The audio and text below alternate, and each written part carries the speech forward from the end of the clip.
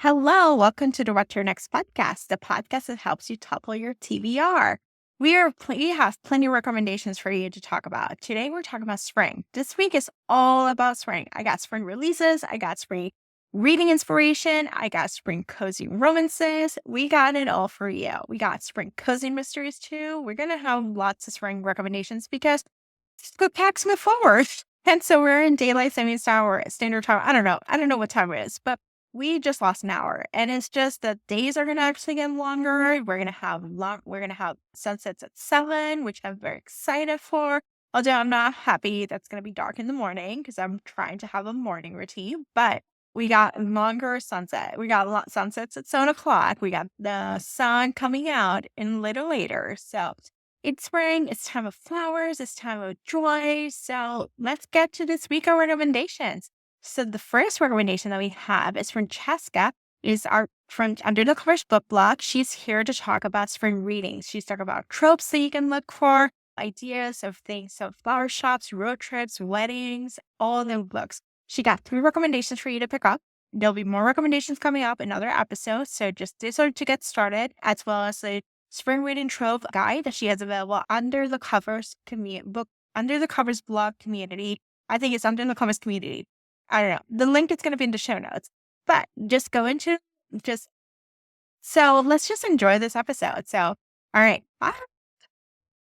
Let's start with the tropes. Know what spring tropes are so we know what to look forward to. So Francesca will be sharing that with us. So we're going to kick ourselves off the stage and hear from her now.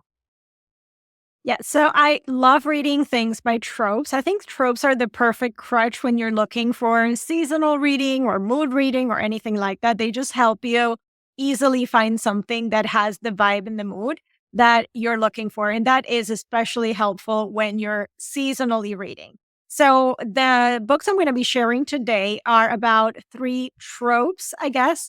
And I say this tropes as in themes or character types or things like that. So the ones that I'm going to be talking about today are things like flower shops or anything related to flowers, gardening, anything like that, because spring is all about being outside and working with the earth and gardening and starting to plant things. So it's a perfect season for that. So anything related to that are books that you can pick up in the spring. Also, it's a great time to start looking at wedding themes in books. And also, I really enjoy reading a good road trip romance or anything road trip related when it starts to be spring. So there's also other tropes that I talk about. I do have a guide actually in my Substack, which I put out in 2024. And that is available for paid Substack members. But I do go into kind of all-time favorite recommendations and all different tropes that you can find, especially when it comes to romance books. So there's historical romance, there's paranormal romance, and there's a bit of everything and different tropes that are good to read in the spring. And there's also like recipes. I also included in there like different springtime festivals all around the world. So it's lots of fun. There's a bucket list and stuff like that. But it does come with a ton of book recommendations in romance that you can read in spring. So that's available on Substack. But going back to the books that I'm going to be sharing today, the first one is Forget Me Not by Julie Soto. So this one is kind of perfect because it has a couple of the elements that I just talked about. The hero is a florist, and basically he works in the wedding industry. So he does flowers for weddings. And the heroine is a wedding planner. Now, she is kind of like she loves planning weddings, but she doesn't believe in weddings or marriage herself. They were an item in the past, and she kind of broke his heart. So now they haven't basically spoken to each other since that happened. And they are having to work together, working at this wedding, which is a celebrity wedding. It's a very big deal to both of their careers.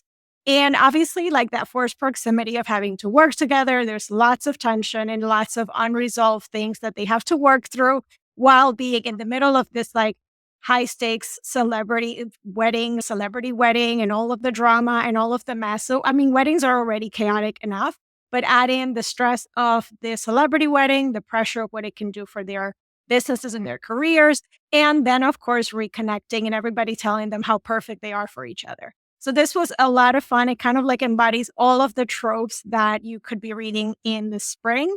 So I really enjoyed that one. The second book has a bit of magical realism, but it has a lot of the same things that I just talked about with this one. And it's Old Flames and New Fortunes by Sarah Hagel. So this one is technically contemporary romance, but it does have a little bit touch of magical realism. It's not super heavy. If you have never read magical realism, this is a great starter book for that because it's just a very light element. So it is set in a small town. And the magical realism element is the fact that our heroine has this magical ability that she can infuse flower arrangements to get people to find love and things like that. So basically, people come to this flower shop and they buy things, and something good happens that they want. And the flower shop is struggling, and they're trying to figure out how to save it and how to make the business work. And there's this big wedding that's going to happen in town, which is actually the parent of one of the workers at the shop. So our heroine and that worker decide that they're going to fake date. They're going to pretend like they're together, they're a couple, and they're going to get the flower arrangements for this wedding. So as they're doing that and they're going through the motions of that, the bride that's going to be getting married finally comes to town. And what happens is that the son of this woman that is getting married and is basically going to be the stepbrother of the guy that she's pretending to date is a guy that she used to date in high school. So it's kind of like an old flames reconnecting. It's a second chance love. And she's pretending to date this other guy. So the fake dating is not with the main character, it's with the side character. And it does create that tension throughout the story as they are reconnecting and like they're finding out that some of the things that happened, what really went wrong in their relationship and that kind of stuff. So it's really sweet. It also has plenty of the magic element. I really love the subtle magic in this book. And it's just perfect for like the new beginnings of spring. It really had that vibe. And then the last book that I'm going to talk about is a road trip romance, and it's Along for the Ride by Mimi Grace. So now this one is an enemies to lovers. So these two basically hate each other. And the heroine is finally getting her life together, and she is going to help her sister move basically across the country. It's a 16-hour drive. And she's going to do this road trip with her father to help her sister move. But something happens. Her father wins this vacation. And off he goes, and now she's basically having to do this alone, except that there's this guy that is a friend of her sister, and he's going to take the spot and kind of make that drive with her and help with the move. So he happens to be somebody that she's always clashing with. They don't like each other, and now they're stuck in a car for a 16-hour drive that turns into a lot more shenanigans because, car breaks down. They have to spend the night in different places. So a lot of unexpected things happen, and they start to realize that they actually kind of like each other. And maybe what they were doing was pretending to not like each other, to not admit that they did like each other. So lots of banter, some grudges that they have to get over, and just the fact that they are stuck together in this like really fun and just hilarious road trip. So this one is also perfect for that. So that's basically all of the things that I think would be great for you to read in the spring. Think of things that are all about new beginnings. Even like a second chance romance could be considered a new beginning. So anytime that you are light, fluffy, and anything with nature too. So anything with botanical themes, gardening, anything like that, I think it's perfect for you to read in the spring. Yay, I couldn't agree with you more. Love the recommendations, and I love the little breakdown on the tropes and just things we can look forward to. So friends, get the spring reading trope guide, okay? On Substack, link in the video's description. What did you think, Laura? I really love all the flower. Like, I'm like, oh yes, it's just like time of tulips, daffodils. And then seeing it in romance, and it makes sense. And I love Forget Me Not. It's like such a good book. And audio is great because we hear the hero's perspective from the past and the heroine's perspective from the current present moment. And you're like, how does this collide? And then it works out really well on audio. Yeah, that's awesome.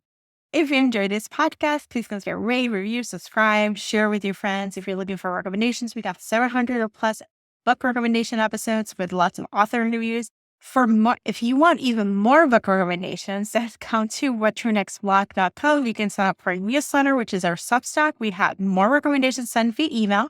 as well as daily recommendations available on the blog. So there's lots of books to pick up. Thank you so much for listening. I hope you have a great day.